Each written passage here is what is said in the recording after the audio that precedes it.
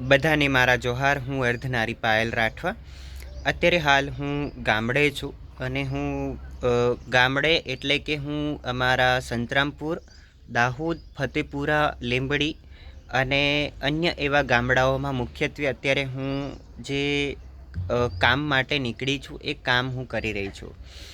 પણ મારો હેતુ એ સૌથી અલગ છે કે જે મેં સપનું જોયું છે કે મારે આ સમાજ માટે મારે એક ચિત્રકાર હોવાના નાતે મારે છે ને આ સમાજને મારું કંઈક ઋણ અદા કરવું છે. એના માટે હું કંઈક અત્યારે એક સરસ મજાનો એક સેટ આખો તૈયાર કરી અને આપ લોકોના વચ્ચે સુધી હું પહોંચાડવા માટેનો પ્રયત્ન કરી રહી છું. હું ઘણો બધો ખર્ચો કરી રહી છું આમાં, અને એ ખર્ચો કરવાનું પાછળ છે કારણ એટલું છે, એ ખર્ચો કરવાનું કારણ ફક્ત એટલું છે કે મારા સમાજની જે વિલુપ્ત થતી જતી પરંપરાઓ છે, મારા સમાજના યુવાનો અથવા તો મારા સમાજની અંદર જે દેખાદેખીના સવાલો લોકો ઊભા કરતા હોય છે, મારા સમાજની અંદર લોકો ખોટા ખર્ચા કરી અને જે પોતાના લગ્ન મંડપ ડેકોરેટ કરતા હોય છે, પછી મારા સમાજના યુવાનો જે છે કે એને ઘણું બધું એના સમાજ માટે કરવું હોય છે પણ એને એ પ્રકારની એવી ક્યાંય પ્રોડક્ટ નથી મળતી હોતી. એના હેતુથી આમાં સમથિંગ અમે 3 લાખ રૂપિયા જેટલો અમે ખર્ચ કર્યો છે. આ પૈસા જે છે મારી બચત, મારી જે મૂડી હતી એ, અને મેં થોડા ઘણા જે મારા ચાંદીના જે દાગીનાઓ હતા એ મેં વેચી માર્યા, અને એના થકી આજે હું એક નવી શરૂઆત કરી રહી છું. છેલ્લા હું 15 દિવસથી અત્યારે હું અમારા આ ટ્રાઇબલ એરિયાઓની અંદર ફરી રહી છું કે મારા સમાજના યુવાનોને શું હાલ જોઈ રહ્યું છે એ હું નોટિસ કર્યું, અને એના પછી અત્યારે હાલમાં હું કામ કરી રહી છું. આ વિડીયો બનાવવાનો હેતુ એ છે કે તમે ધ્યાનથી સાંભળજો, અને આ વિડીયો તમારે સાંભળવાનો નથી, ફક્ત શેર પર કરવાનો છે, અને શેર કર્યા પછી અમે જે પ્રોડક્ટ બનાવી છે પ્રોડક્ટનો તમારે ખાસ ઉપયોગ કરવાનો છે. મારા આદિવાસી સમાજને ઘણા લોકો એવું કહેતા હોય કે આદિવાસી સમાજ જે છે એ દેખાદેખી કરતો હોય છે. હા, હું માનું છું કે મારા સમાજના લોકો જે છે એ ક્યાંકના ક્યાંક એ ક્યારેય એના એવું ન થવું જોઈએ કે મારા દીકરાના લગ્નમાં આજે ખોટ પડી ગઈ છે કોઈ વસ્તુની, જમવાની કે મંડપ ડેકોરેશનની, એટલા માટે ધારે એટલો ખર્ચો કરી નાખે છે. પણ એ ડેકોરેશન જે પ્રકારે થવાનું હોય એ પ્રકારે ક્યારેય નથી થતું હોતું. હું તમને કહેવા જાઉં તો એક દીકરાનું લગ્ન હોય અને દીકરાના લગ્નમાં કમસે કમ ડેકોરેશન જે છે 2 થી 3 લાખ રૂપિયા સુધીની અમુક કરી નાખતા હોય છે. ઘણા લોકો એવા પણ છે કે જે સાદું ડેકોરેશન કરીને પોતાના બાળકના લગ્ન કરતા હોય છે.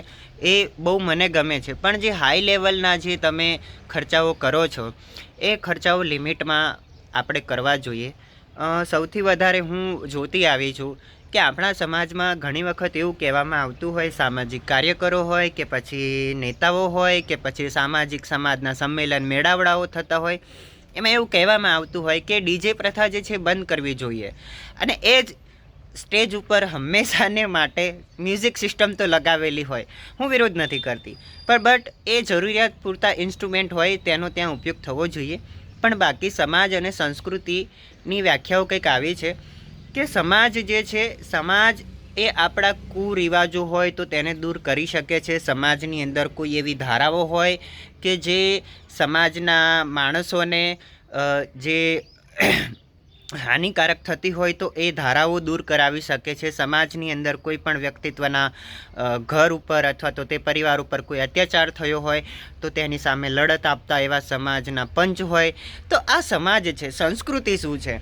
સંસ્કૃતિ એ છે કે જે આદિવાસી સમાજ જે છે કે તે પોતાના રિવાજો છે કે પોતાના પૂર્વજોની પૂજા પદ્ધતિથી લઈ અને પોતાના ઘરની દિવાલો પર ચિત્રો બનાવવા, અથવા તો પોતાના લગ્ન ગીતો ગાવા, અથવા તો મરણ વિધિના ગીતો ગાવા, અથવા તો ઘરની જે નીચેનું જે ઘરનું જે તળિયું હોય ત્યાં લીપણ કામ કર, આ ઘણા બધા સંસ્કૃતિ અને રિવાજો છે. આજે પણ આદિવાસી પરિવારોમાં અકબંધ છે, અને આદિવાસી સમાજ એ ક્યારેય કોઈ અદેખાઈમાં આવી અને દેખાદેખીનો જે સામનો કરી રહ્યા છે એના માટે અમે સરસ મજાનું અમે એક પ્રોડક્ટ લઈને આવ્યા છીએ કે જેનું નામ રાખ્યું છે અમે આદિમ ડેકોરેશન. અને આ આદિમ ડેકોરેશનમાં અમે 4 મુખ્યત્વે અમે ચિત્ર જે છે અમે પસંદગી કરી, અને એ 4 ચિત્ર જે છે અમે તમારી વચ્ચે અમે લઈને આવ્યા છીએ. પહેલાં ચિત્ર જે છે વારલી, બીજું ચિત્ર છે પિઠોરા, ત્રીજું છે મધુબની ને ચોથું છે ગોંડ. આ 4 ચિત્રો જે છે મુખ્યત્વે આપણા આદિવાસી સમાજના ચિત્રો જે છે. મધુબની ચિત્રો એ વર્ષો પહેલાં એ આપણા આદિવાસી સમાજનું ચિત્ર હતું, પણ ઉજળિયાત વર્ગના હાથમાં આવી જતાં એ આપણા હાથમાંથી છીનવાઈ ગયું. પણ અત્યારે હાલમાં વારલી ચિત્રોની પણ પરિસ્થિતિ એ જ બની છે કે આપણે આદિવાસી સમાજની અંદર ગામડાઓમાં કે પછી અલગ અલગ જગ્યાઓ પર તમે જોતા હશો તો ચિત્ર મુખ્યત્વે આદિવાસી સમાજના જ લોકો બનાવતા હશે, પણ સોશિયલ મીડિયાની વેબસાઇટ એપની અંદર તમે જોતા હશો તો વારલી ચિત્રો જે છે બનાવતા હશે તો મુખ્યત્વે ઉજળિયાત વર્ગના લોકો જ બનાવતા હશે.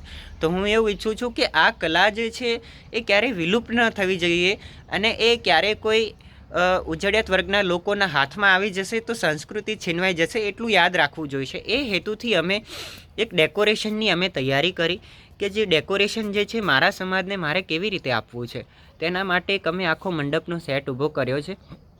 એમાં અમારા રાઠવા સમુદાયના પિઠોરા ચિત્ર, જેને અમે બાબા પિઠોરા તરીકે પણ ઓળખીએ છીએ, તે મુખ્યત્વે તે ફક્ત ચિત્ર નથી, તે અમારા સમાજનું અભિન્ન અંગ છે, રાઠવા સમાજનું. અને એ અમે અમારા રાઠવા સમાજમાં તેમને આરાધ્ય દેવ તરીકે પણ માનીએ છીએ, અને અમે તેમનું સ્થાન અમે લગ્ન પ્રસંગોમાં એટલા માટે આપ્યું છે કે તેમના લગ્ન પ્રસંગમાં બાબા દેવ અને પિઠોરા દેવની હાજરી બની શકે, એટલા માટે અમે આ ચિત્રનું જે છે અમે આ ડેકોરેશનમાં અમે એને કંડાર્યું છે. સાથે અમે વારલી ચિત્રોના અમુક જે ગ્રામ્ય જીવન સંસ્કૃતિથી લઈ અને નાચગાન સુધીના ચિત્રો અમે આમાં બતાવ્યા છે. ઘણા બધા ચિત્રોનું વર્ણન અમે એવું પણ કર્યું છે આમાં કે પ્રકૃતિ શું દર્શાવી રહી છે, આવનારો સમય કેવો હશે, એ બધું અમે આ એક મંડપની અંદર અમે ડેકોરેટ કર્યું છે. અત્યારે હાલ અમે છેલ્લા 3 દિવસથી અમે આ પ્રોડક્ટ પર અમે કામ કરી રહ્યા છીએ. ઘણા બધા એવા સવાલો પણ થયા કે આ પ્રોડક્ટ કઈ રીતે સચવાશે, કઈ રીતે એને લઈ લાવવું, કોણ આને ઉપયોગ કરશે અને કેટલા લોકો જે છે આ પ્રોડક્ટને અપનાવશે. એટલા માટે હેતુથી હું આ પ્રોડક્ટનું હું તમને પહેલાં એક વખત હું તમને બતાવું કે અમે કેવી સરસ મજાની પ્રોડક્ટ બનાવી છે. કામ ચાલુ છે એટલે હું એ કામના હિસાબથી બધું તો નહીં બતાવી શકું, પણ બટ જે બનાવ્યું છે એટલું તો હું તમને ચોક્કસ બતાવી શકું છું.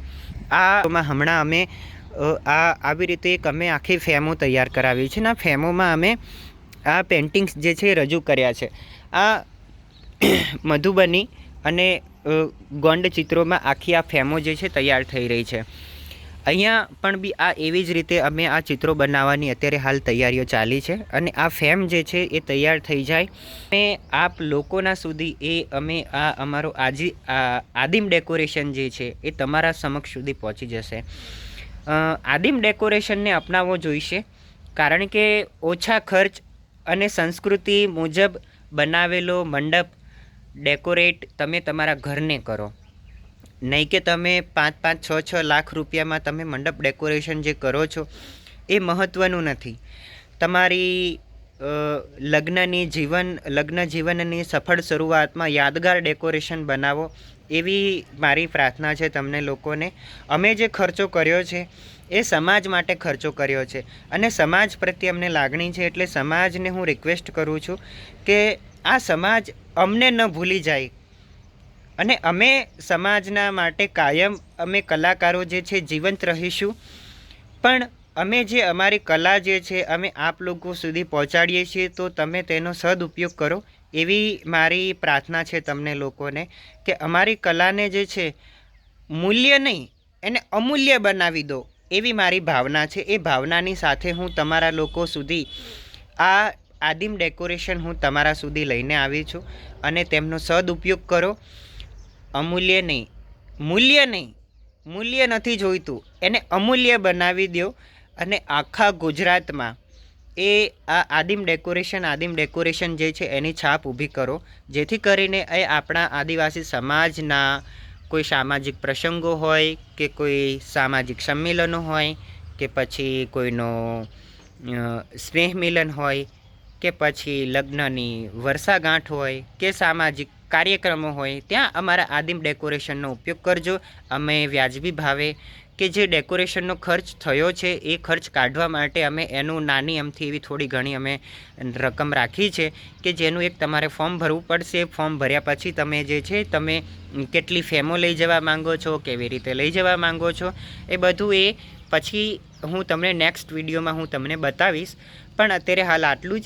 બસ આદિમ ડેકોરેશનને સપોર્ટ કરતા રહેજો અને અમારા જે ચિત્ર જે છે મૂલ્ય નહીં પણ એને અમૂલ્ય બનાવી દો અને અમારા જેવા કલાકારોને સન્માન આપી અને આ આપણા આદિવાસી વિસ્તારોમાં છોટાઉદેપુર હોય, નસવાડી હોય, કવાંટ હોય કે પછી દાહોદ હોય, ગોધરા હોય, પંચમહાલ હોય, અરવલ્લી હોય, મોડાસા હોય, વિજયનગર ભિલોડા હોય કે પછી નવસારી, આહવા, ડાંગ, ઓલમોસ્ટ આદિવાસી વિસ્તારોમાં અમે એક આ પ્રકારનું ડેકોરેશન અમે ઊભું કરવા માંગીએ છીએ અને સાથ અને સહકાર તમારા લોકોનો જોઈએ છે. તો મને ખબર છે કે મારો સમાજ ક્યારેય પાછો નથી પડવાનો, એ હંમેશા મારી સાથે રહેશે.